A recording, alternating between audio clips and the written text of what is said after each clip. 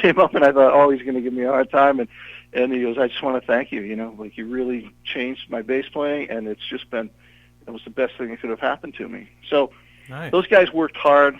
Scott was all over it. Like every time I wanted him to be a little bit tighter, he just focused and nailed his rhythm playing, and he just got tighter and tighter. Because remember, they were new to the studio, but they learned so fast. Danny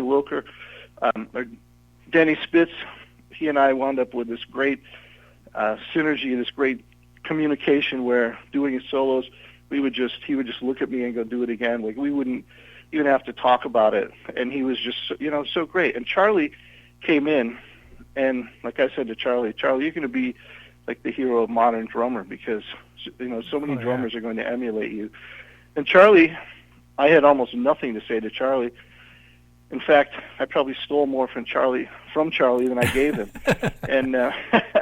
But Charlie just came in and nailed his parts. And when he played Gung Ho, it was some of the fastest double bass playing I'd ever heard. And he nailed it perfectly. Like he was a one-take guy. Very solid, very even, and drums tuned perfectly, played perfectly, everything executed. Super talented guy. So they were great. And after a week in the studio, when we were doing Spreading the Disease, and it was, Matt Fallon was the singer, and he was young, and he was maybe partying a little bit and kind of feeling the whole thing about being in a band like Anthrax, which was on the verge of breaking. Mm-hmm.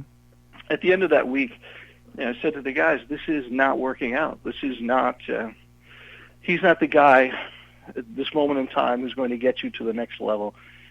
And so they said, get Johnny, their manager, on the phone. And I called Johnny Z and told him what was up. And he said, put the guys on the phone. They went into the conference room. And 5 minutes later, they said, John wants to talk to you. I walk in to the conference room, pick up the phone, and John said, put him on a bus, and hung up. Oh, jeez. So here these guys are with no lead singer on this album they're hoping is going to be released on a major label. It's the album that is the transition to the major label for them. Mm-hmm. And they had the balls to say, you know what, Carl's saying this isn't the guy. We obviously must feel it as well, and let's call it right now. Not many groups would do that. They would say, well, let's keep this guy, and, let's just go party tonight, and we'll talk to him or whatever. Not them. Done. Move on. Let's find the right guy.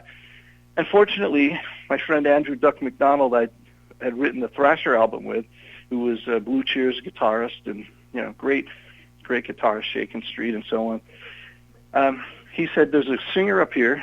And so I called Joey and talked with him, brought him in, and that was it. It was instant. He was the right fit for the band. Wow. So, but, those guys were not partiers. They were focused. They had their eye on the ball the whole time. I think you see it to this day. Those guys are super focused. And I nothing but respect for them in that regard. Cool. Now, I see you also took some lessons from Carmine Appice. Now, I did, and Tony Williams. Man. But Carmine was the huge, such a great educator for me, in that I really came in. I'd had a teacher when I first started who, very negative, told me I sucked, which was nice to hear every week. Very encouraging words, you suck. I wanted to play match grip. He told me that was stupid, and that I sucked. So every week I would pay him, and he would tell me I sucked. And so after a while, like 6 months or so of this, I was, maybe I shouldn't pay him. I could just, I'm sure a lot of other local musicians were telling me I sucked as well, so I didn't need to pay anybody for that. And, and he was a NARD drummer, National Association of Rudimental Drummers, which I thought, wow, that's so cool. He's certified. And I was like, well, that's amazing. I'm like, do you think I could ever get certified if I really worked hard? No, you suck. Jeez. Man. Okay, yeah, no, he was brutal. And so I wound up not taking lessons from him. I just listened to records and emulated them. So I developed some cool things. I developed some really bad habits. And I found out years later I was really learning from Hal Blaine. He was on all these 45s, all these singles I was buying. And so I was listening to Hal Blaine, and he was my teacher. I did get to correspond with him a little bit. before he passed away, and it was Nice. that was a highlight. Yeah, it was a thrill for me because, he was 50 drummers to me, and Yeah. all different styles. But I learned from him, and I really emulated it, and I emulated the right guy. So when I got to Carmine Appice, Carmine was the coolest guy. Here's this rock star, phenomenal drummer. He's got this cool book, Realistic Rock. And Carmine, instead of telling me I sucked, would say, that's wrong, but it's cool, so keep it. Nice. This is, let's try this. Let's balance ourselves more. Don't make your hi-hat so loud and your ride cymbal so light, or whatever the case may be. Mm-hmm. Balance yourself so your kid's even. Brilliant. Simple and brilliant. And there was a kid in front of me who was all I kept hearing before my lesson, because I took double lessons from Carmine. So I would sit there, and I drove in from Boston for quite a while to take lessons from him on Long Island, so it was a long drive. And so I'd be sitting there because I'd be early, and I want to play fast, I want to play fast, I want to play fast. And so I was mentioning that to Carmine, and he gave me the best advice, and I passed it on to young players over the years, and that is, if you're playing because you want to be rich, famous, or get laid, you're really not playing for the right reasons. If you play because you love it, you'll be playing your whole life, and you'll love it, and you'll enjoy it. And I see that with myself now, because now I'm old, and I'm playing as much as ever and recording as much as ever, and I love it as much as I ever did. So, I think it was great advice, and I've always had a passion for drums, and still do. But Carmine, he took me. Not only did he take me through books, but he just taught me the whole philosophy. Plus, seeing a guy who was a rock star being so down to earth. Yeah. Whereas, I had been from upstate New York, where there were a lot of bands and cover bands or musicians in cover bands and you see it everywhere. They're acting like they wrote the 40 hit songs they're playing, when in fact they didn't write one song, let alone a one hit song. But they walk around, they got the garb that mimics their favorite rock stars, and they're the rock stars. But so they have a very negative attitude toward other musicians. I was very enlightened by that. I thought, wow, so you can actually be a really great musician and not have to put people down, or act like you're the coolest guy in the world and everybody kiss my feet. I was like, wow, that's pretty refreshing, Yeah. So, and Tony Williams was the same way, and my time spent with Tony Williams was learning, but eventually it got so we would have a lesson and we would just talk about music and talk, and it still serves me to this day, the whole thing about the pulse of music, the heartbeat, the whole getting the groove and the feel and what that song is about and the best way to present it. And at the time he hadn't done it, but he eventually went back to study composition. So clearly that was his focus even at that time. Cool.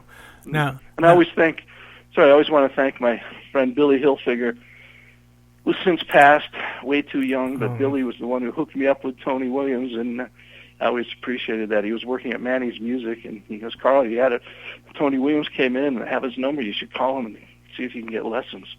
Sweet. Yeah, well, now that I say that, I think maybe Billy was trying to tell me something. Maybe. So listening to this album, the only thing that I can point out is maybe the song "The Prize" could have used some cowbell. What do you think? I think all songs need cowbell, and I think that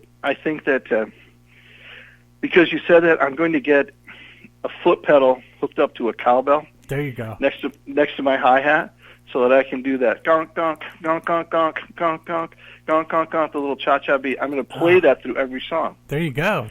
So there's always cowbell. You can't beat that. Well, I have a ton of questions, but we're running out of time here, so we're gonna get out of here with the song "Not Even Love." Can you give us a little background on this tune? Not Even Love was probably one of the songs we wrote in the middle of this batch of material, and I loved the hook from day one. And as the song developed, it was just one of those it was fun to play, and just the opening riff got me every time. And so as it developed, we're hearing the vocal. Tony came up with a cool background part for it, and it was just a fun song to play. And at the end of the day, it was probably one of the more radio-friendly songs. And it was never intended to be that way, but I think it probably is the most radio-friendly song on the album. And when I sent this to my buddy Johnny Z from Megaforce, the one who signed Metallica, Anthrax, Overkill, and King's X, and a million other bands, Johnny sequenced this album. Ah. Yeah, so this album was sequenced by the great John Zazula. Cool. And one of the things John said was, first two songs, right away I'm telling you this is Warrior and Not Even Love, and Not Even Love is the radio song. So we're thinking, that's what we thought, but now John Z's saying it, so it's the second song on the album, and it's, a song that maybe we should look at presenting to radio. Cool. Well, it's been an honor to talk to you, and like I said, had tons more questions, but yeah, we're on a time limit here, so. But thank you so much. Thank you for keeping the music alive, and right now when we can't perform live, thank you for keeping it out there. And anybody wants more info, CanadyBand.com, but it's spelled C-A-N-E-D-Y for those who don't know. So C-A-N-E-D-Y band.com. There's Autograph from their album Sign In Please and Turn Up the Radio and Rock and Metal Revival. And cool next video, week we're going to have man. Randy. What's that? That was a cool video back in the day, man. Yeah, it was. And you know what? Honestly, that was a talented band. It was just, I guess, I wish I'd have never saw them on MTV. Yeah, you would have appreciated them more, maybe. Exactly. I think MTV ruined that band for me. But we're going to talk to Randy Rand, the original bass player, still the bass player of Autograph. They've got a new tune out, and we're going to talk to him next week on the show. And then on the 4th of July, we got something really cool coming up. We're going to do all live cuts. All live. Whole album, whole show of live tunes.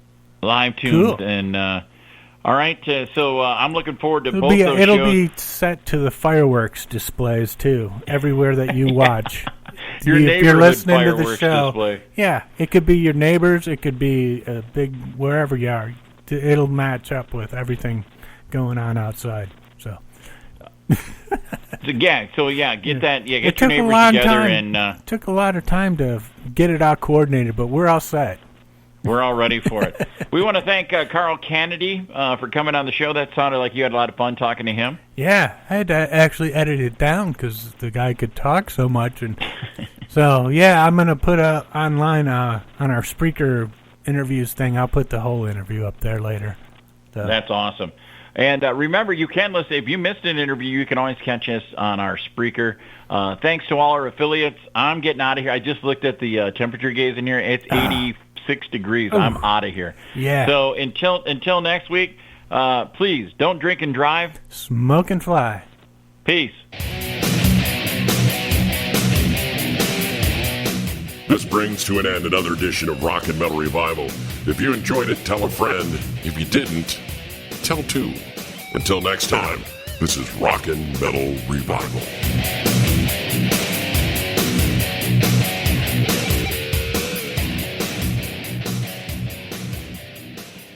So who put his hoo-hoo dilly in your cha-cha?